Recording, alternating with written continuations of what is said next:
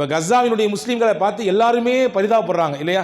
உலகத்தினுடைய ஒட்டுமொத்த இன்னைக்கு நம்ம நாடுகளில் தான் போராட்டம் நடக்கலை, வெஸ்டர்ன் கண்ட்ரிலலாம் பயங்கரமான போராட்டம் நடந்துட்டு இருக்குது. அவங்க சகோதர சமயத்தை பின்பற்றக்கூடியவர்களாக இருந்தாலும் கூட கசாவுடைய மக்களுக்கு விடுதலை வேண்டும் என்று ஒவ்வொரு நாளும் தெருவிலே இறங்கி கடுமையான முறையிலே அவர்கள் போராடி கொண்டிருப்பதை பார்க்க தான் முடியுது.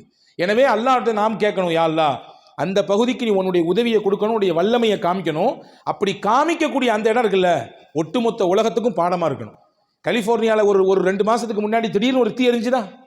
எங்கேருந்து எரிஞ்சிச்சு? எப்படி எரிஞ்சிச்சு? திடீர்னு பற்றிக்கிட்டு எரியுது, ஊரெல்லாம் பற்றிக்கிட்டு எரியுது. ஒரே ராத்திரியில் இயல்பாக இருந்த ஊர் அப்படியே மறுநாள் காலைல சாம்பலாக போயிருக்குது. எங்கிருந்து எரியுது, எப்படி ஏற்பட்டது என்பதே தெரியவில்லை. இதுதான் அல்லாஹ்வுடைய சக்தி வல்லமை.